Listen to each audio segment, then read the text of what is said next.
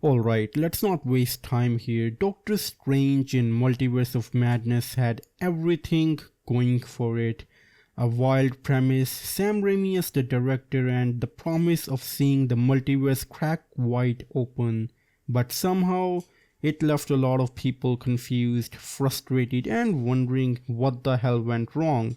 So today, we're going to break it all down. And let me be clear, this isn't just a rant, it's a full-on breakdown of the core problems and what Marvel needs to stop doing if it wants to survive beyond Phase 5. The movie kicks off with America Chavez running through the multiverse with a variant of Strange, who expires about 30 seconds in. And then she lands in the MCU we know, gets saved by our Strange, and he quickly realizes that Wanda is behind the whole mess. And from there, the movie becomes a chase between Wanda, who wants America's powers to jump between universes and be with her children, and Strange, who wants to protect Chavez while the multiverse falls apart. We visit the alternate universes, meet the Illuminati, who are somehow the smartest people alive and the dumbest characters ever written. And then we end the movie with Zombie Strange doing a motivational speech to America before Wanda sort of realizes that she messed up and retires herself. And well, that's basically the gist of the whole movie. Let's start with the biggest issue, character motivation and behavior. Character motivation for Wanda, behavior for Doctor Strange. Wanda Maximoff, and where do we even begin? Up until the end of Endgame, Wanda seemed fairly stable. But then we got WandaVision, which tried to paint her as a grieving superhero who just happened to enslave an entire town. Marvel said, "She's not a villain, she's just sad." And then immediately handed her the Darkhold in the post-credit scenes like, yeah well never mind, she's just evil now. In Multiverse of Madness, Wanda is straight up unhinged. Her entire character arc flips into a full-blown horror movie villain with zero breaks. No internal conflict, no real remorse, just give me your powers or I'll wipe out the entire universe if I have to.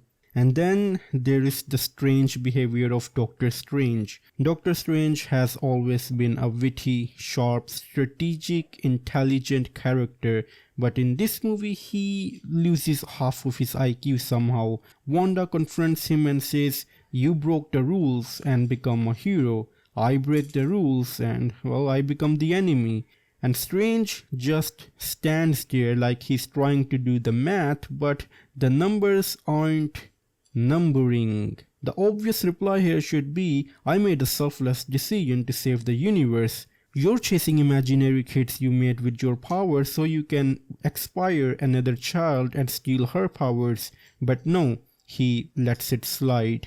After that, he tells Wanda she created her children with magic, and well, her response was, well, don't all mothers do that?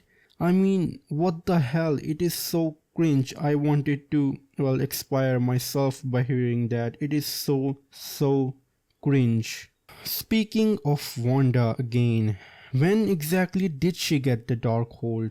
Because the show ends with her having it, but she was already kind of terrifyingly evil in WandaVision, so if the Darkhold corrupts people, was she always that way? If not, why was she willing to mind control an entire town in WandaVision? It feels like the writers couldn't decide if she was corrupted or just broken.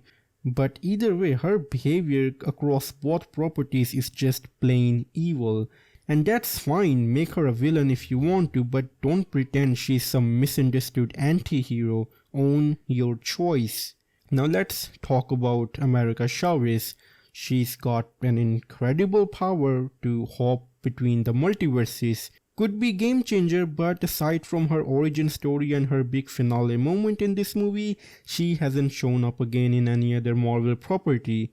I actually made a video recently about Marvel's forgotten characters who got abandoned, and well, I completely forgot to put her in that list. That's how far she is off the radar for me. And if you ask me what I think about her character, well, I don't, because I don't remember her character anymore.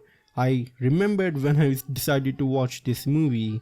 Next up is the Illuminati. I mean, you hype up these character cameos, Professor X, Captain Carter, Black Bolt, Mr. Fantastic, and they're all gone in about 5 minutes.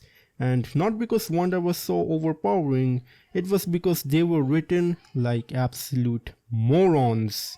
They are supposed to be the smartest, most advanced minds across the multiverse. They know about the variants and they understand multiversal threats.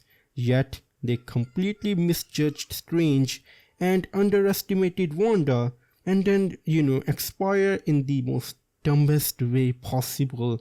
And yes, John Krasinski as Mr. Fantastic was awesome, and I loved that, but I guess Pedro Pascal is the new Mr. Fantastic and people have just moved on, and I will always be salty about that. Visually, this movie is impressive. That's where Sam Raimi shines. The horror elements were absolutely fantastic. Zombie Strange was an absolute blast to watch, and the entire sequence where Wanda possessed her variant felt like something straight out of Evil Dead movies. Even the battle at the Comertage had horror-inspired moments that made it more than your average MCU action scene. But even the visuals can't save the inconsistencies in writing. Strange feels absolutely nerfed in this movie. Wanda's arc is confusing. The multiverse is reduced to background noise instead of being the focal point of the entire movie. And most of the emotional weight is placed on two characters who are either contradicting themselves or saying nothing at all. That's Doctor Strange and Wanda. So yeah, I know this video sounds like a massive takedown, but honestly, I still had fun watching Multiverse of Madness. It's chaotic, dumb at times, but also entertaining as hell. You can absolutely enjoy the movie if you go in expecting spectacle. But what do you think? Let me know your thoughts in the comments down below, and as always, it's time for a goodbye.